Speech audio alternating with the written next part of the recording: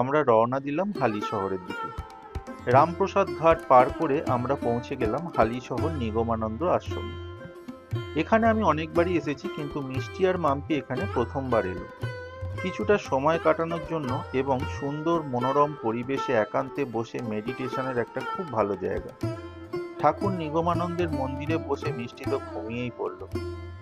এখানে তোমরা এসে কিন্তু ঠাকুরের নিরামিষ অন্নভোগ গ্রহণ করতে পারো, তবে তার জন্য 50 টাকা দিয়ে সকালের দিকে টিকিট করতে হয়, যা ফোন করেও বলে রাখা যেতে পারে। গঙ্গার তীরে সুন্দর সাজানো বাগান এবং মন্দিরে ঘুরে আমাদের সময়টা বেশ ভালোই কেটে গেল। আকাশে মেঘ জমছে। আমরা ঠিক 12টা নাগাদ বেরিয়ে পড়লাম আমাদের দুপুরের খাবার জায়গায় পৌঁছানোর জন্য।